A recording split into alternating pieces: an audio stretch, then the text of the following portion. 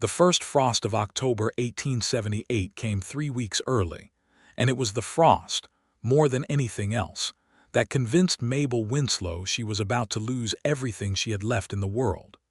She stood at the edge of her wheat field just after dawn, her shawl pulled tight against the cold, watching her breath curl into the pale morning air like smoke from a dying fire. Behind her, the small clapboard house she had shared with her husband for 11 years sat quiet and dark, its windows empty of lamplight because she could no longer afford the oil to keep them burning past sundown. Before her stretched 40 acres of wheat, golden and heavy-headed, ready for harvest, and utterly, terrifyingly hers alone to bring in.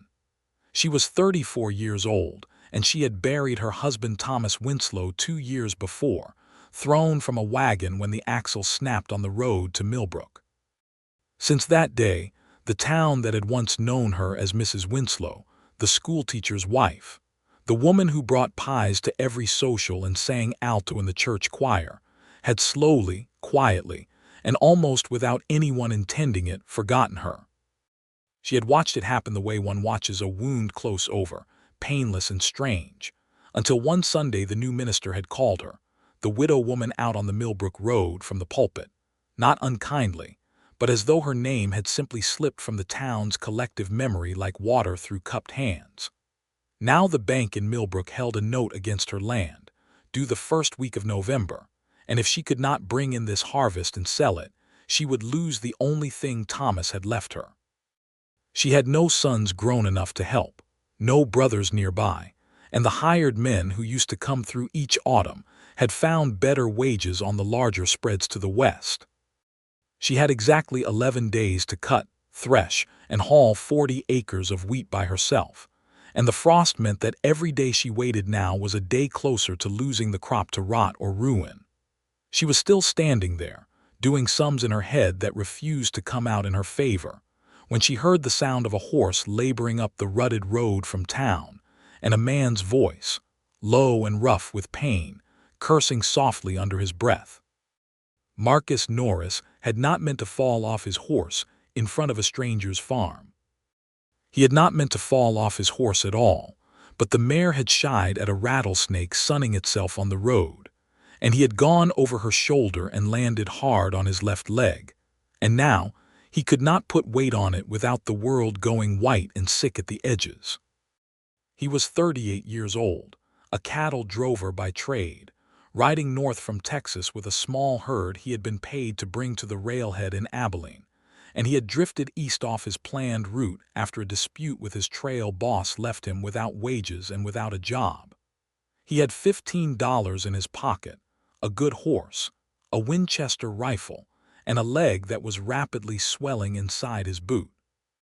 He looked up from where he sat in the dust of the road and saw a woman standing at the fence line of a wheat field, watching him with an expression that was not quite alarm and not quite pity, but something careful and assessing in between.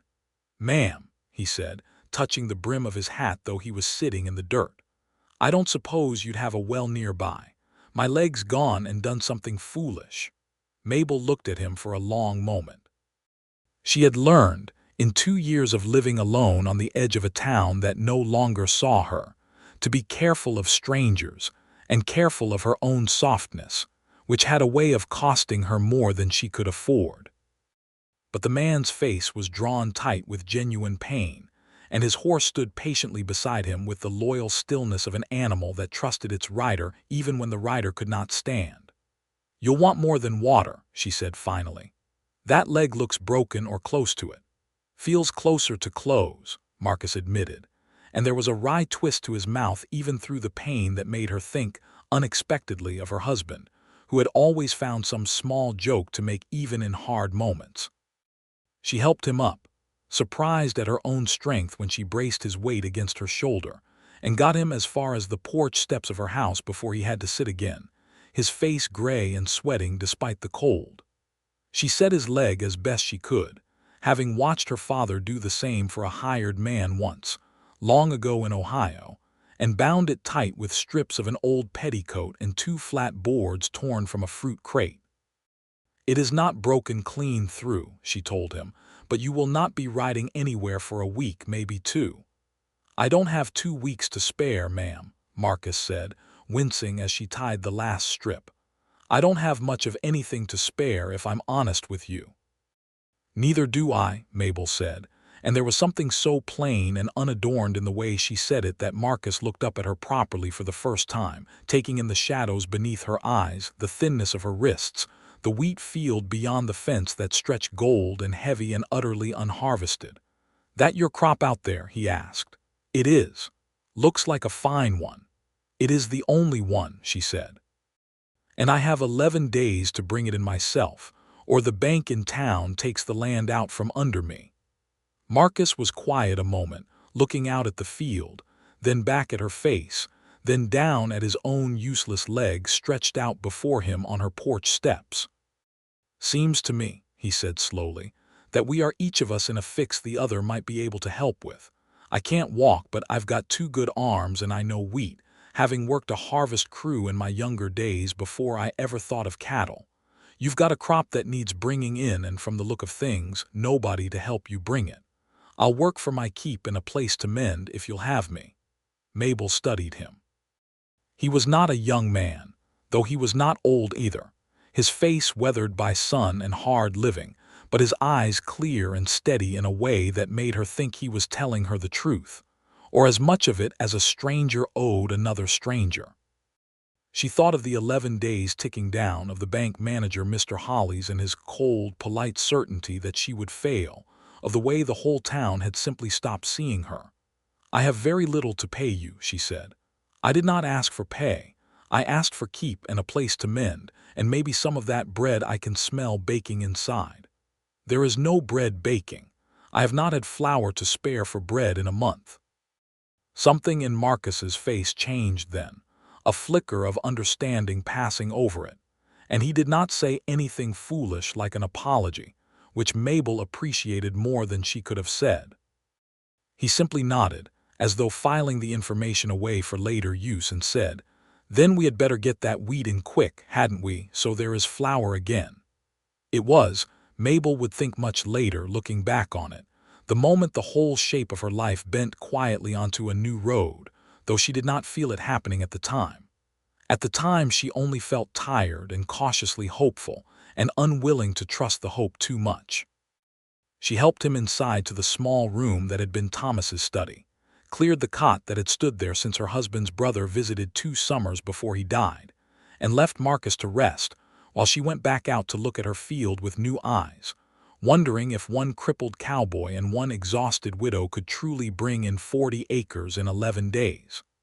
That evening, she made a thin soup from the last of her potatoes and a bit of salt pork, and brought a bowl to Marcus in the study. He ate slowly, favoring his leg, and asked her questions about the farm in a way that felt less like idle curiosity and more like a man taking honest stock of a problem he intended to solve. "Your husband worked this land?" he asked. 11 years. He taught school in town 3 winters when the crops were thin, but mostly he farmed." She paused, folding her hands in her lap. "He died 2 years ago this coming spring. Wagon accident on the Millbrook Road." "I am sorry," Marcus said, and though it was the ordinary thing to say, something in his voice made it not sound ordinary at all. "The town was sorry too for a while," Mabel said, and she heard the bitterness in her own voice and did not try to hide it. "They brought casseroles for a month. Then the casseroles stopped, and so did the visits, and so, it seems, did the remembering." "The remembering of what?" "Of me," she said simply. "I have lived 2 miles from that town my whole married life, and gone to its church every Sunday I was able, and there are women in that congregation who now call me the widow as though I never had a name at all. I heard the new minister do it himself, not 2 months past." Marcus set his spoon down carefully in the empty bowl. "Well," he said, "I know your name, Mabel Winslow. I intend to keep knowing it, whatever else happens with this leg or this wheat." It was such a small thing to say, and yet Mabel felt it land somewhere deep in her chest, a warmth she had not expected and was almost afraid to welcome.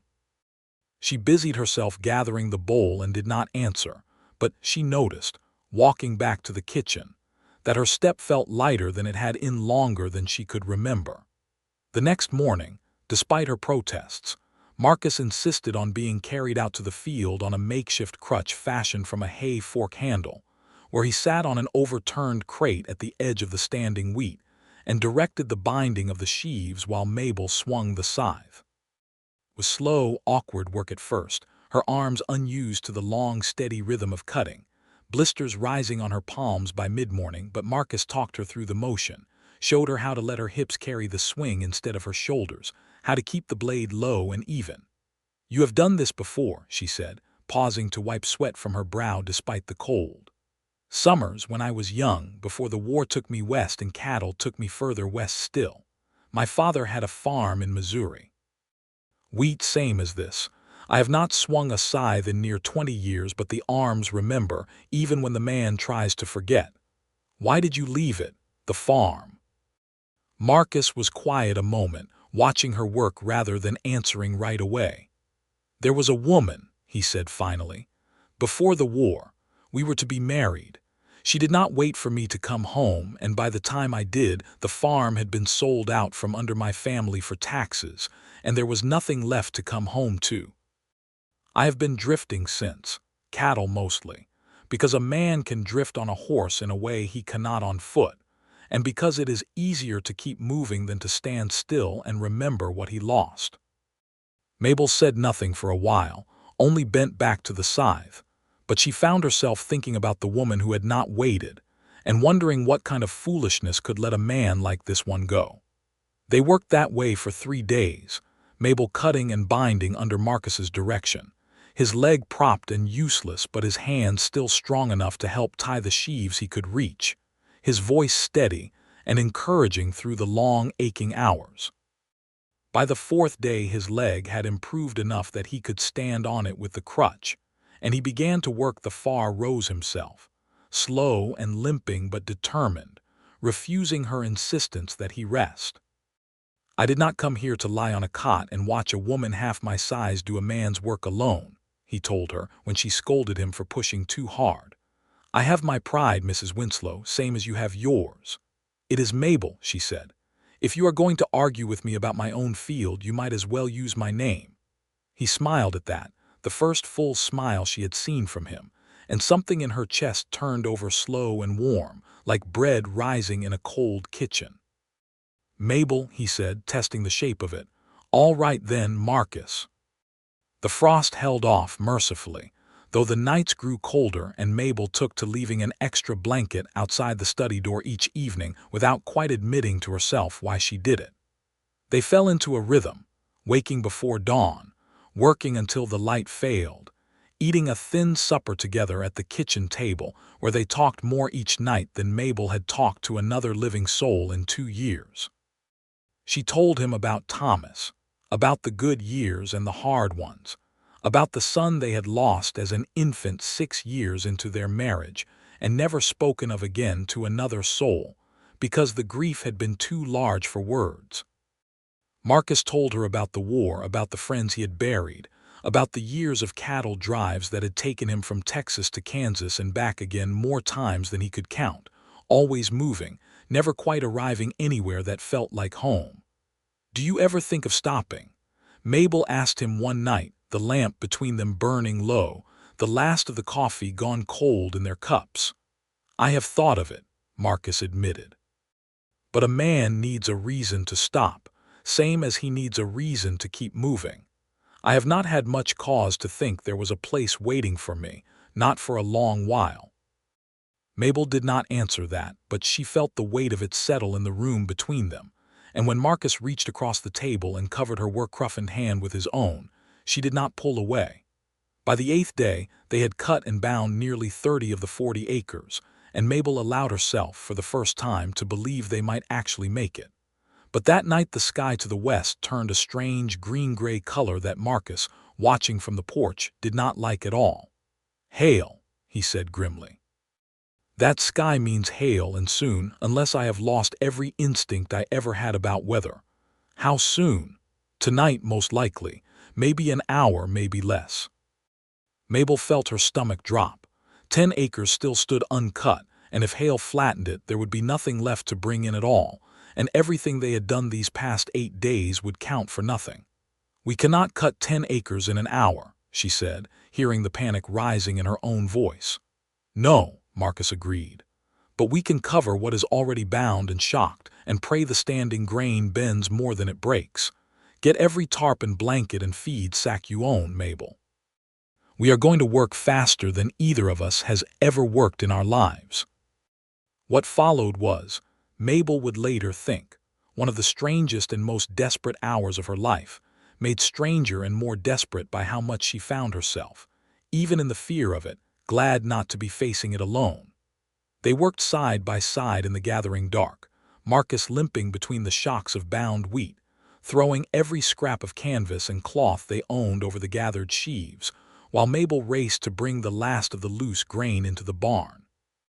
The wind rose first, tearing at her skirts and her hair, and then the sky opened with a crack of thunder that made her cry out despite herself, and the hail came down in stones the size of marbles, hammering the tin roof of the barn like gunfire. They took shelter in the barn doorway together, pressed close against the cold and the noise, watching the white stones bounce and gather in the yard, and Mabel found herself gripping Marcus's arm without quite deciding to do it, her heart hammering with fear for the crop and something else besides, something that had less to do with wheat and more to do with the warmth of him beside her in the dark. "It will pass," Marcus said, close to her ear so she could hear him over the roar of the storm. "These things burn themselves out quick, usually. Hold on." He was right. The hail lasted perhaps 20 minutes, though it felt far longer, and then it eased to rain, and then the rain too passed, leaving the yard littered with white stones already beginning to melt in the last warmth of the day's heat trapped in the ground. They walked out together into the wreckage of the storm, and Mabel felt her heart clench at what she saw. The standing wheat, the 10 uncut acres, was battered and leaning, much of it flattened entirely, the heads knocked loose and scattered. But the bound sheaves, covered under canvas and blanket and feed sack, stood mostly untouched, saved by the desperate hour of work they had done together. "We lost the standing crop," Mabel said quietly, surveying the damage in the gray light after the storm. "Some of it," Marcus said. "Not all. And we saved 30 acres already cut, which is 30 acres more than we would have saved if we had done nothing. Do not count what is lost tonight, Mabel. Count what is saved. We will see what we can salvage from the rest come morning." She turned to look at him then, standing there soaked and limping and utterly unwilling to let despair win, and something in her chest simply broke open, the way ground breaks open under a plow, turning over to show the dark, rich earth beneath. She had spent 2 years being strong alone, being careful alone, being unseen and unremembered alone, and here was a man who had ridden into her life on a lame horse with nothing to his name but a rifle and a good heart, and he was standing in her ruined yard telling her not to count what was lost. "Marcus," she said, and her voice shook with something that was not entirely the cold. "Yes, thank you for staying."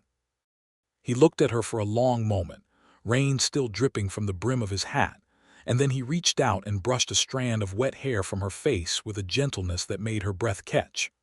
"I have not had much cause to stay anywhere in a long time," he said quietly. "I find I am in no hurry to leave this time." They did not kiss that night, though Mabel thought of it long after she lay in her cold bed listening to the last of the rain drip from the eaves. It was too soon, too raw, too tangled up with fear and grief, and the desperate hope of a harvest not yet finished. But something had shifted between them in that storm. Some door quietly opened that neither of them was in a hurry to close again. The next morning they salvaged what they could of the flattened acres, gleaning loose grain by hand into sacks, gathering the knocked heads before the crows and the damp could ruin them entirely. It was slower, sadder work than the cutting had been, but by the end of the 11th day, the day the bank note was due, they had brought in what Mabel judged to be perhaps 32 acres worth of good wheat, threshed roughly with a hand flail borrowed from a neighbor 2 miles down the road who Mabel had not spoken to in over a year, and bagged and ready to sell. She hitched the wagon herself that morning, since Marcus's leg was still not fit for the jolting ride, and drove the loaded grain into Millbrook alone, her heart pounding with a mixture of hope and dread she had not felt since Thomas's funeral. Millbrook in the autumn of 1878 was a town of perhaps 400 souls, its main street lined with a general store, a bank, a church, a blacksmith, and a scattering of houses that thinned out into farmland on every side. It had grown up around the promise of the railroad spur that had, in the end, been built 5 miles to the north instead, leaving Millbrook a quiet, half-forgotten sort of place that survived on the wheat and cattle of the surrounding farms and very little else. Mabel drove her wagon down the main street past the general store, where Mrs. Abernathy stood sweeping her porch and looked up at Mabel's wagon with an expression of polite, distant recognition, the kind one gives a stranger rather than a neighbor of 11 years. "Morning," Mabel said, because she had decided somewhere on the ride into town that she would not let herself be made invisible today, of all days. "Morning, Mrs." Abernathy said back, and then, after a pause, added, "You are the widow from the Millbrook Road, are you not?" "Mabel Winslow," Mabel said, keeping her voice steady. "You knew my name once, Mrs. Abernathy. We sat on the same church social committee for 6 years running." Mrs. Abernathy's face flushed, whether with embarrassment or irritation Mabel could not tell, and she said only, of course, forgive me, it has been some time," before retreating back into her store, and Mabel drove on, her jaw tight, toward the grain merchant at the edge of town. The grain merchant, a heavy-set man named Otis Prout, weighed her wagon and offered her a price that made her stomach drop, nearly a third less than she had calculated she would need to cover the bank note. "Prices are down this year, Mrs." He paused, squinting at her as though trying to recall her name from some distant memory. "Mrs. Winslow, was it? Down considerable with the railroad bringing in grain from further west. I am sorry, but that is the best I can offer." Mabel stood in the grain merchant's yard with her heart sinking through the soles of her boots, doing sums that would not add up no matter how she arranged them. Even with every bushel she had at this price, she would fall short of the note by nearly $40, and she had nothing left to sell to make up the difference. She drove to the bank anyway because there was nothing else to do, and sat across the polished desk from Mr. Hollies, the bank manager, a thin man with a neat mustache and cold, assessing eyes, and told him honestly what the grain had brought and what she still owed. "Mrs. Winslow," he said, folding his hands on the desk in a way that made Mabel's skin crawl, "I did warn you when your husband passed that a woman alone would find this note difficult to service. I am afraid the bank cannot extend further credit without full payment. If you cannot make up the difference within the week, we will have no choice but to begin foreclosure proceedings. I have 32 acres of good wheat I brought in with my own hands," Mabel said, her voice trembling with a fury she had not let herself feel in a long time. "I lost the rest to a hailstorm that near flattened half this county. I have worked this land 11 years with my husband and 2 more alone since he died, and you sit there and tell me a week is all the mercy you can spare. Mercy is not the bank's business, Mrs. Winslow. Solvency is." She left his office with her hands shaking, and did not trust herself to speak to another soul in town, driving straight back to the farm where Marcus waited on the porch, his leg propped on a stool, watching for her return with an expression that fell the moment he saw her face. "How bad?" he asked, as she climbed down from the wagon. $40 short, and a week to find it or lose the land," Mabel said. And then, to her own surprise, she began to cry, not the quiet, controlled tears she had allowed herself at Thomas's funeral, but great heaving sobs that seemed to come from some place she had kept locked tight for 2 long years. Marcus rose despite his leg, crossed the porch on the crutch, and simply held her, standing there in the cold autumn yard while she wept against his chest, and he did not tell her it would be all right, because he was not a man who lied easily, but he held her steady and let her grieve the fear of losing everything, and that somehow was enough to let her breathe again. $40, Marcus said finally, when her tears had slowed. "That is not so great a mountain, Mabel. I have some money saved, not much, but some. And I have a good horse I could sell, and a rifle I do not need so badly as I need to see you keep this land. We are not without resources yet. I cannot ask you to sell your horse for me, Marcus. You have given me 11 days of your life already and nearly broken the other leg to boot." "You are not asking," Marcus said. "I am offering. There is a difference, and I intend for you to learn it, because I do not think anyone has offered you much of anything in a long while, and that is a wrong I would like to help set right." In the end, it was not Marcus's horse that saved them, though Mabel never forgot that he had offered it, and the offering itself did something to loosen the tight, guarded place in her heart that 2 years of loneliness had built brick by brick. It was, instead, a stroke of fortune that arrived 4 days later in the form of a letter from Thomas's cousin in Ohio, a man Mabel had written to in a moment of desperation the week Thomas died, asking for help she had never truly expected to receive. The letter contained a bank draft for $60, a belated inheritance from an aunt's estate that had taken 2 years to settle, and a short apologetic note explaining the delay. Mabel sat at her kitchen table holding the draft in trembling hands, and Marcus, sitting across from her, watched her face crumple and then break into something that was half laughter and half tears. "It is enough," she said. "It is more than enough. Marcus, it is enough. Then we had better get you into town before that Holly's fellow finds some new reason to say otherwise," Marcus said, and there was such relief and warmth in his voice that Mabel found herself laughing properly, for what felt like the first time in years, a real full laugh that filled the small kitchen and made Marcus smile just to hear it. She paid the note in full 3 days before it was due, and Mr. Holly's face when she counted the money onto his desk was a study in poorly concealed surprise. "Well," he said, "it seems you have managed, Mrs. Winslow."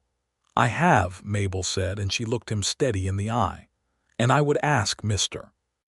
Holly's that in future, when you address a woman who has paid her debts on time for 11 years running, you remember to call her by her name." She walked out of that bank with her chin high and her heart lighter than it had been in longer than she could say. And when she climbed back onto the wagon where Marcus waited, his leg mostly healed now, his eyes bright with pride in her, she felt, for the first time since Thomas's death, that the ground beneath her feet was solid again. The weeks that followed were some of the happiest Mabel could remember. Marcus's leg mended enough that he no longer needed the crutch, though he favored it still on cold mornings, and he stayed on at the farm through the winter, helping with the countless small repairs a farm always needed, mending fences and the barn roof, and though neither of them spoke much of it directly, courting Mabel in the quiet, steady way of a man who had learned, through hard years of loss, exactly how much a woman's trust was worth. He took to walking her to church on Sundays, offering his arm as they crossed the icy road into Millbrook, and though Mabel felt the eyes of the congregation on them, curious and a little scandalized at first, she found she no longer cared so much what they thought. She had spent 2 years being invisible to save herself the pain of being judged, and she found, walking beside Marcus with her chin lifted, that being seen again, even under a town's watchful and sometimes unkind eye, felt better than being forgotten ever had. It was on a cold evening in late January, with snow banked high against the porch and the fire burning low in the hearth, that Marcus finally spoke the words that had been building between them since the night of the hailstorm. "Mabel," he said, and something in the careful way he said her name made her set down her mending and look at him properly. "I have been thinking on this a long while, and I do not want to say it wrong, so I will just say it plain. I came to this farm a broken, drifting man with nothing much to offer anyone, and you took me in and mended my leg and let me work beside you, and somewhere in those 11 days and all the ones since, I stopped wanting to drift anywhere else. I love you. I have loved you, I think, since that first night you told me your name mattered and meant to keep it mattering. I would like to stay here, not as a hired hand, but as your husband, if you will have me." Mabel felt her eyes fill with tears, but they were not the tears of grief this time, nor even the tears of relief she had cried over the bank note. They were something new, something warm and full and long overdue. "Marcus Norris," she said, "I have not felt so seen by anyone since Thomas died, and I did not think I would feel it again. I love you too. I would be glad, more glad than I know how to say, to be your wife." He crossed the small distance of the room and kissed her then, softly at first, and then with a depth of feeling that made her understand, in a way words had not quite managed, how thoroughly and completely he meant every word he had said. When they finally drew apart, both of them a little breathless, Marcus laughed low in his chest and said, "Well, I suppose I had better ask that minister of yours to remember my name too, since it seems I am not going anywhere." They were married in March of 1879 in the small church in Millbrook, with a handful of neighbors in attendance and a minister who, to his credit, had learned by then to say Mabel's name with proper warmth. It was a small wedding without much fanfare, but Mabel wore a blue dress she had sewn herself from cloth Marcus had bought her in town, and she thought, standing at the front of that church with her hand in his, that she had never felt so completely, gloriously certain of anything in her life. The spring and summer that followed were good ones. Marcus proved as skilled at farming as he had promised, his years of cattle work having taught him a hardiness and a patience that served the wheat fields well, and together they worked the land with a rhythm that felt less like labor and more like a kind of shared devotion. Mabel found herself humming again, the way she had before Thomas died, and Marcus, for his part, found in the steady demands of the farm and the steadier warmth of Mabel's love the sense of home he had been missing since the war took his family's land from him decades before.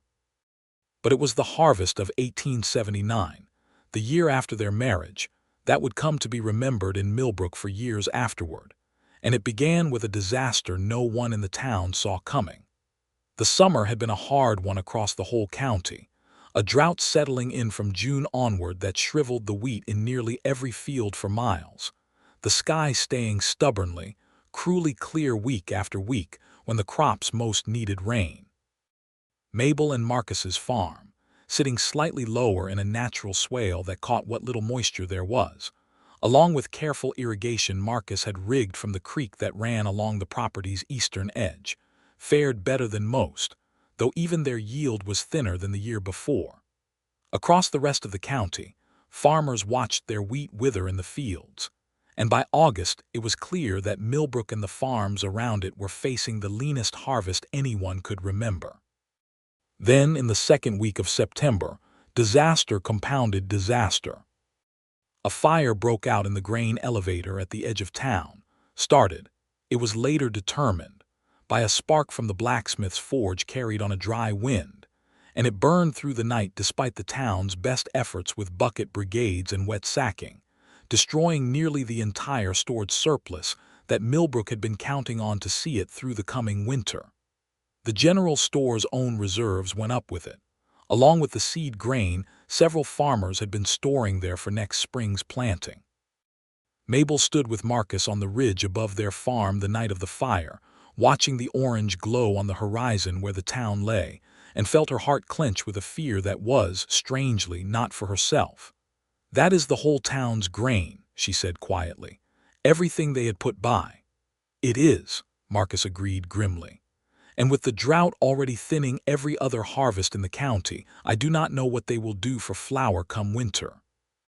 They rode into town the next morning to see the damage firsthand, and found the main street somber and smoke-stained, the grain elevator a blackened, smoldering ruin, and the townspeople gathered in tight, worried knots discussing what was to be done. Otis Prout, the grain merchant, stood in the wreckage of his own storehouse looking as though he had aged 10 years overnight. Mrs. Abernathy, sweeping ash from her porch with grim, mechanical strokes, looked up as Mabel and Marcus rode past, and this time she did not need reminding of Mabel's name. "Mrs. Norris," she said, for Mabel had taken Marcus's name upon their marriage, I do not know what this town is going to do. Between the drought and now this, there will not be enough flour to see half these families through January. Mabel felt something stir in her chest, some old, familiar instinct toward stubborn generosity that she had inherited, she supposed, from her own mother, who had never turned away a hungry traveler in all the years Mabel was growing up in Ohio. She thought of her own harvest, safely brought in 2 weeks before, better than most in the county thanks to the swale and the creek and Marcus's careful irrigation, sitting now in her barn in sacks that represented more grain than she and Marcus could possibly use themselves before next year's crop came in. She thought, too, of the 2 years she had spent forgotten by this very town, called only the widow, by people who had once known her name, left to face foreclosure and hunger alone while casseroles that had once come weekly simply stopped arriving. She could feel, if she let herself, the old bitterness rising at the thought of helping people who had shown her so little care in her own time of need. But she thought also of Marcus, riding into her life on a lame horse with nothing but a rifle and a good heart, choosing to stay and help a stranger simply because it was the right thing to do, and she thought of what kind of woman she wanted to be, now that she had the means to be more than simply surviving. "Marcus," she said that evening as they sat together on the porch watching the last light fade from the sky, "I want to give the town our harvest, or most of it, enough to see them through the winter." Marcus looked at her for a long moment, and she could see him weighing the words carefully before he spoke, the way he weighed most important things. "That is our whole surplus, Mabel. Everything beyond what we need to eat and to seed next spring. It is no small gift." "I know it," Mabel said, "but I remember what it was to be hungry and afraid and forgotten, Marcus. I remember driving into that town with a wagon load of wheat, praying it would be enough, and feeling like not one soul there even knew my name. I do not want to be the kind of person who could have helped and did not, simply because helping was not returned to me when I needed it. That is not the woman my mother raised, and it is not the woman I want to be for whatever years we have left together." Marcus reached over and took her hand, his thumb tracing slow circles over her knuckles in the way that had become, over their year of marriage, a small private language between them. "Then we will do it together," he said. "It is your harvest to give, and I am proud, more proud than I know how to say, to be married to a woman with a heart big enough to give it." They spent the following days making calculations, determining how much wheat they could spare while still keeping enough for their own needs and next year's seed, and arrived at a number that surprised even Mabel with its generosity. Nearly 25 acres worth of good grain. Enough, Otis Prout calculated when they brought the proposal to him, to see every family in Millbrook through to the spring planting with careful rationing. The town council, such as it was, a loose collection of the minister, the bank manager Mr. Hollies, and a handful of the more prominent farmers, met at the church to discuss the crisis, and Mabel and Marcus attended together, standing at the back of the small crowded room while the men debated what was to be done about the coming winter's food shortage. It was Marcus who finally stood and spoke, his voice carrying clear over the murmur of worried conversation. "My wife and I have grain to offer," he said. 25 acres worth, enough to see this town through the winter with careful management. We ask nothing for it beyond fair terms for those who can pay something in the spring, and no obligation at all for those who cannot." The room fell silent, and Mabel felt every eye turned toward her, and for one long moment the old fear rose in her, the fear of being seen and judged and found wanting, the fear that had kept her quiet and invisible for 2 long years. But then she lifted her chin, the way she had in Mr. Hollies' office the day she paid off the bank note, and she looked around the room at the faces she had known for 11 years, some of them ashamed, some of them simply relieved, and she found she was not afraid after all. "My name is Mabel Norris," she said, into the silence, "though most of you knew me longer as Mabel Winslow. I lived on the Millbrook Road for 11 years as Thomas Winslow's wife, and for 2 years after his death as a widow, this town found easier to forget than to remember. I do not say that to shame anyone, only to be honest about what I lived through, alone, while this town went on with its own business.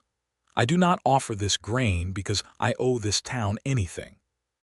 I offer it because I know what it is to be hungry and afraid, and because I do not want a single family in Millbrook to feel this winter what I felt those 2 years alone. I ask only that when spring comes and things are easier, this town remembers that its widows and its strangers and its quiet, unremarkable neighbors are worth remembering too, in the good years same as the hard ones. There was a long silence after she finished speaking, and then Mrs. Abernathy, of all people, rose from her seat near the front, her eyes bright with tears, and crossed the room to take both of Mabel's hands in her own. "Mabel Winslow," she said, "I am ashamed of how this town treated you, and I am grateful beyond words for what you are offering now. You have more grace than any of us deserve, and I will not forget your name again as long as I live." Others rose too, one by one, murmuring apologies and thanks in equal measure, and Mabel found herself, for the first time since Thomas's death, standing in the center of a room full of people who saw her, truly saw her, not as a category or a forgotten obligation but as a woman, whole and remembered and worthy of gratitude. The grain was hauled into town over the following week, Marcus and Mabel working alongside several of the farmers who had come to help with the transport, and Otis Prout set up a fair distribution system based on family size and need, with Mr. Hollies, in a gesture that surprised everyone including himself, offering to forgive a portion of interest on several farmers' notes that winter as his own small contribution to the town's recovery. The winter of 1879 into 1880 was a hard one, cold and long, but Millbrook did not go hungry, and the story of the widow's harvest, as it came to be called around the wood stoves and dinner tables of the county that winter, spread beyond the town itself, carried by travelers and drovers passing through, until it became something of a local legend, the tale of a forgotten widow whose generosity had fed a town that had once forgotten her name. Mabel found, as the winter wore on, that she was no longer the woman on the edge of town whom people struggled to place. Children waved to her on the street and called her by name. The new minister, chastened by Mrs. Abernathy's own quiet reprimand after the town meeting, made a point of visiting the Norris farm personally each month, not out of obligation, but out of genuine friendship. Mrs. Abernathy herself became, in time, one of Mabel's closest friends in town, the two women sharing recipes and news over tea in a way that healed something in Mabel that 2 years of loneliness had worn raw. And through it all, Marcus remained steady beside her, the drifting cattle drover who had ridden into her life with a broken leg and nothing to his name, now as rooted to that Kansas soil as the wheat itself, his years of wandering behind him for good. Spring came at last in 1880, bringing with it new green shoots in the fields and a warmth that seemed to settle into the whole town after the hard winter. And it was in that same spring that Mabel realized, with a joy so complete it nearly took her breath away, that she was carrying Marcus's child. She told him on a Sunday evening, the two of them sitting on the porch watching the sun set over fields that were, once again, green with new growth, and Marcus's reaction, the way his face broke open with pure unguarded joy, the way he rose from his chair and knelt before her to press his forehead gently against her still flat belly, was something Mabel would treasure for the rest of her days. "A child," he said, his voice thick with feeling. "Mabel, a child. Our child," she said, laughing through tears of her own. "Yours and mine, Marcus. On this land your own hands helped save." Their son was born in December of 1880, a healthy boy with his father's steady dark eyes and, as he grew, his mother's stubborn warmth of heart. They named him Thomas, after Mabel's first husband, a choice Marcus himself suggested without hesitation, understanding, in the deep way he understood most things about Mabel's heart, that honoring the man who had first loved her was no threat to the love the two of them now shared, but rather a natural part of the full and complicated history that had led them both to this porch, this farm, this life together. A daughter followed 2 years later, in the autumn of 1882, whom they named Grace in honor. Mabel told Marcus of the Grace the town had finally learned to show her, and the Grace she hoped her own children would carry forward into whatever lives they built.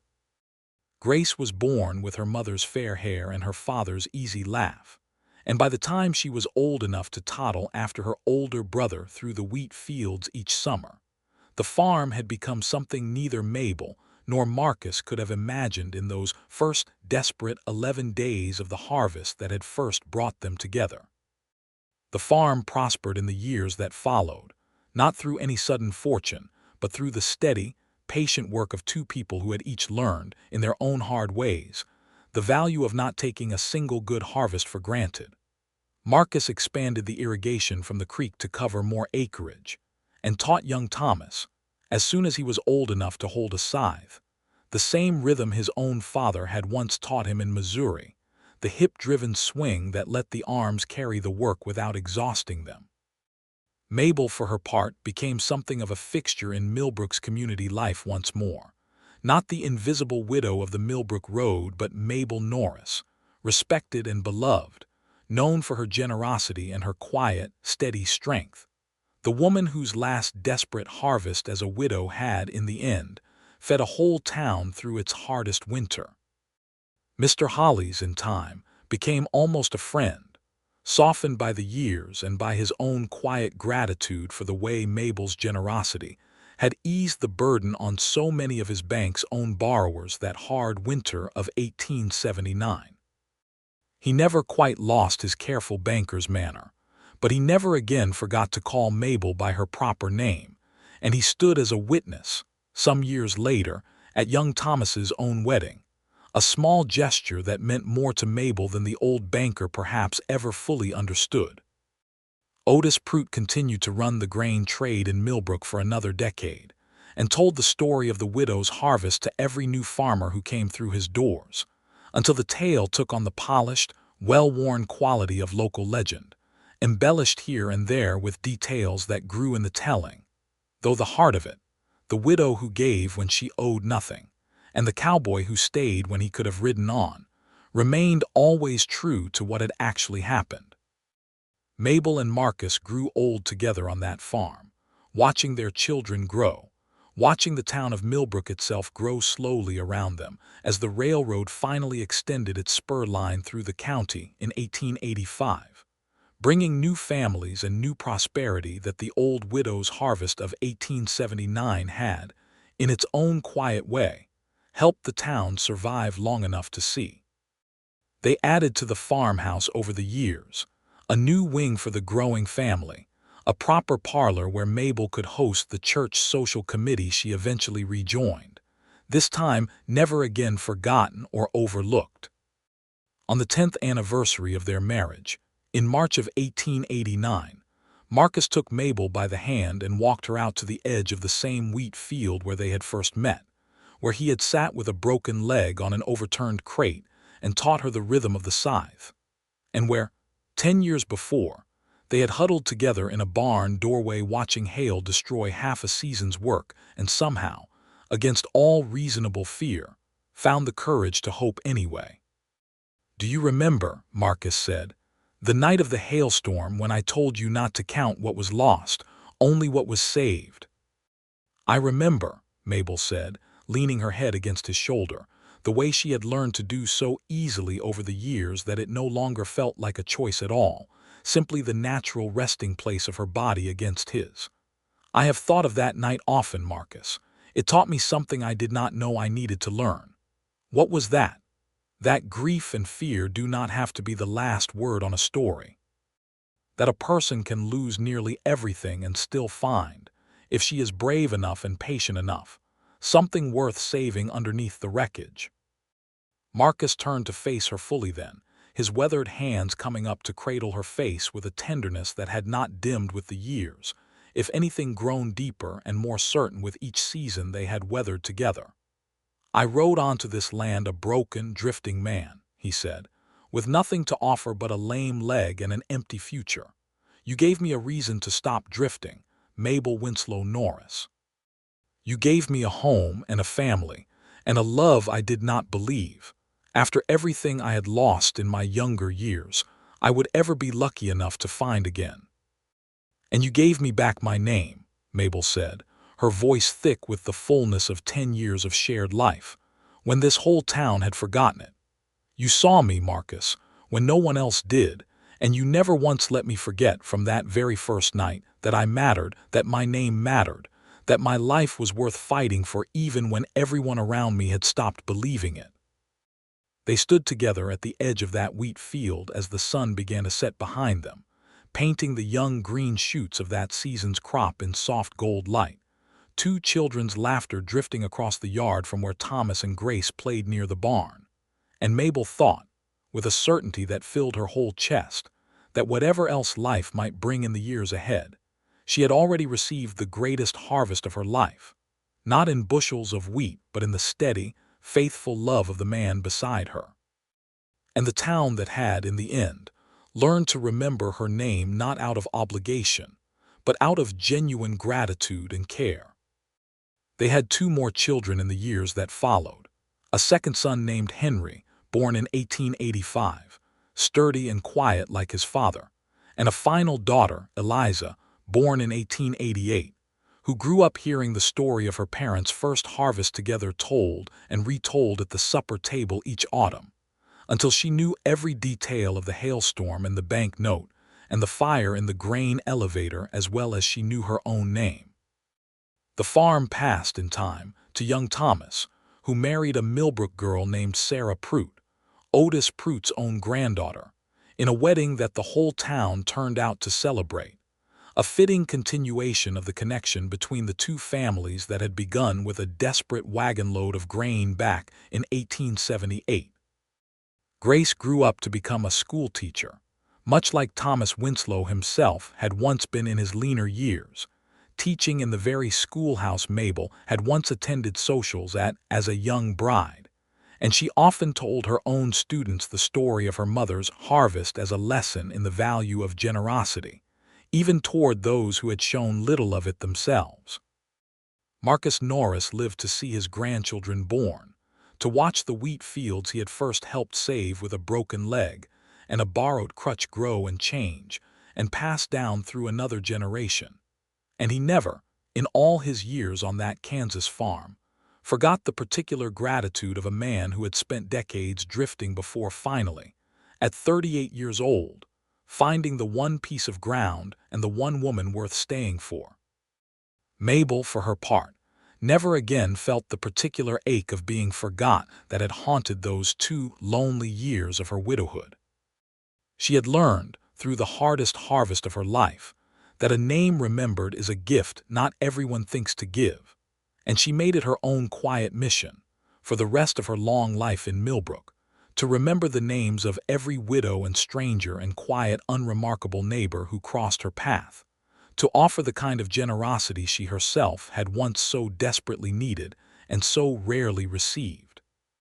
She died in the winter of 1924 at the age of 80 in the same farmhouse where she and Marcus had raised their 4 children, surrounded by grandchildren who all knew by heart the story of the widow's last harvest that had fed a town, and the drifting cowboy who had stayed to help her bring it in, and who had, in doing so, found in each other a love steady enough to last a lifetime, and generous enough to be remembered, gratefully and completely, by the town that had once, in a moment of careless forgetting, nearly let both of them slip away unnoticed.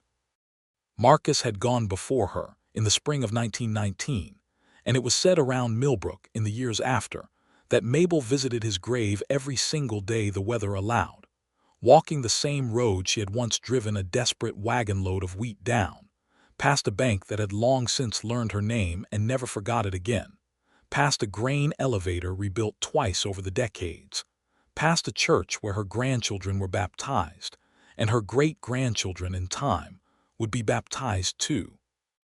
All of them carrying forward in their own quiet way the memory of a harvest that had asked for nothing and given everything, and a love that had begun with a broken leg and a wheat field, and had never, not for one single season, stopped growing.